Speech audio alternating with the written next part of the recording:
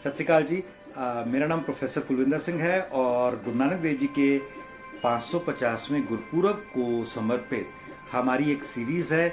उस सीरीज़ में हम 6 सिद्धांतों की बात करते हैं, एक ग्लोबल धर्म की बात करते हैं, इंसानियत के सबसे सर्वोत्तम धर्म की बात करते हैं। आज हम उसी सिलसिले में बात करते हुए एक खास मुद्दे पर बात करेंगे, पावर हाउस, गो ईगो।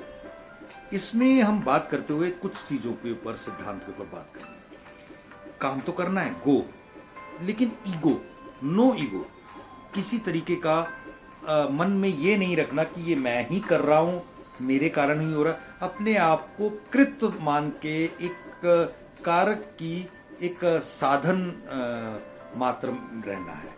यानी कि करवा वो रहा है, उसी का काम है, उसी के इशारे पर हो रहा है। हम केवल केवल और केवल मात्र साधन है, प्रयोजन है। वो काम उसने अपने तरीके से करवाना था, इसलिए वो मुझसे या इससे या उससे करवा रहा है। ये जब बात मन में आएगी ना, तो ईगो नहीं आएगी कि यार मेरे को इस बात का गुमान है कि मैंने ये किया। कुछ नहीं, यहीं का था, यहीं से सीखा, यहीं पे डाला, और उससे क्या किया और क्या नहीं किया। हम जब आए थे तो क्या कुछ लेकर आए थे? जाएंगे तो कुछ लेके जाएंगे। बीच में जितना है उतने में भी हम अगर गुमान मान के चलें, कभी हम छोटी छोटी बात के लिए, प्रॉपर्टीज के लिए, किसी चीज के लिए झगड़ पड़े, सामान के लिए, तो हाँ, इन चीजों में बहुत ज्यादा उलझने की जरूरत नहीं है। ठीक है, कई बार राइट्स की बात होती है, बात ठीक है, इसे बहुत ज्यादा उलझने की जरूरत नहीं है। मेहनत करें, काम करें, परमात्मा से जुड़ें, ये सब चीजें ज्यादा जरूरी हैं। Pre to gain more. इसमें सबसे इम्पॉर्टेंट बात यह है कि हम अगर इस बात को कुछ इस तरीके से लें कि परमात्मा के आगे अरदास करें, तो अरदास का असर ये होगा कि परमात्मा हमें बहुत ज्यादा अच्छा जो हमारे लिए है वो देना शुरू करेगा। और उसका जो स्वाद है ना, आप महसूस ही नहीं कर सकते, बता ही नहीं कर सकते, बयान ही नहीं कर सकते। देन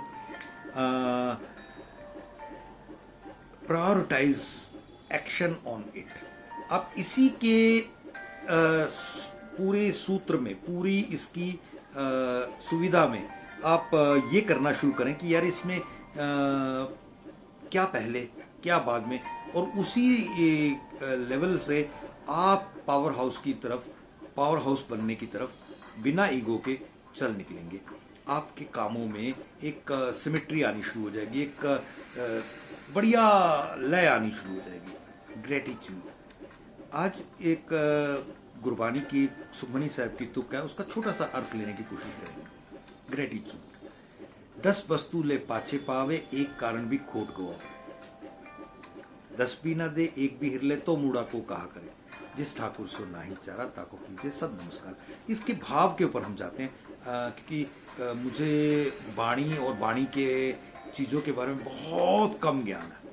मैं माफ़ी मांग लेता हूँ पहले से ही अगर मैं कहीं पे कुछ गलत बोलूँ तो। लेकिन इससे जो हम भाव ले सकते हैं वो जीवन में कैसा हो सकता है। पहला, हमारे पास परमात्मा की दी हुई 10 अच्छी अच्छी चीज़ें हैं, जैसे आँखें, शरीर, नेत्र, रिश्ते, नौकरी, पैसा, मकान वगैरह वगैरह वगैरह। हो सकता है कोई एक चीज़ नहीं, बेटा या बेटी या ये या वो या एक पर्टिकुलर चीज़ नहीं है, तो हम क्या करते हैं, उस एक चीज़ के लिए भगवान को शिकायतें करते हैं, ताने मारते हैं, और कहते हैं वो 10 ले ले और वो एक भी ना दे तो आप कुछ कर सकते हो? उसी ने मुफ्त में दी थी, वो वापस भी तो ले सकता है, और अगर ले ले तो उस समय क्या करोगे? इस बात को लेते हुए एक बहुत इंपॉर्टेंट बात है, जिस परमात्मा के आगे आप कुछ कर ही नहीं सकते, हाथ जोड़ के विनम्रता से उसके आगे खड़े रहो, ताकि आप उसकी कृपा के पात्र बन सके, उसकी कृपा के पात्र बन सके। यदि ये एक चीज आ गई ना, तो उसके बाद शो ऑफ खत्म हो जाएगी। आप सरेंडर भाव से काम में लग जाएंगे और ऑलवेज कनेक्टेड रहेंगे अपने परम पिता परमात्मा से। जब आप पावर हाउस से कनेक्टेड रहेंगे ना, तो आपके अंदर इलेक्ट्रिसिटी का संचार, आपकी पावर का संचार असीम रहेगा। आप किसी को भी प्रज्वलित कर सकते हैं, प्रकाशित कर सकते हैं। और ये सब चीज़ें समझना बहुत बहुत बहुत ज़रूरी है। कोई कंपैरिजन करते हैं ना कि यार ये वाली कौम वाले लोग बड़े अच्छे हैं, तो क्यों अच्छे हैं? उनके पीछे स्रोत अच्छे हैं।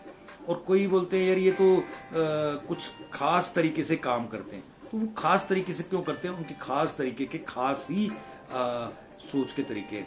तो वो चीज़ों से हमने ग्लोबल में जाना है, छोटे में नहीं बड़े में जाना है। तो इसके लिए मैं, क्योंकि बहुत सारी चीज़ें ना संकेत रूप में कहता हूँ, क्योंकि मुझे मालूम है मैं ABC जो भी हमारी परंपराएं हैं किसी धर्म में, तो उनको किसी तरह से मैं चोट करूं, ये मेरा हक नहीं है। लेकिन अगर हम कुछ अच्छा चलाना चाहते हैं तो ग्लोबल तरीके से विस्तार करें, अपने आप वो चीज़ें हटती जाएंगी और हम आगे बढ़ते जाएंगे।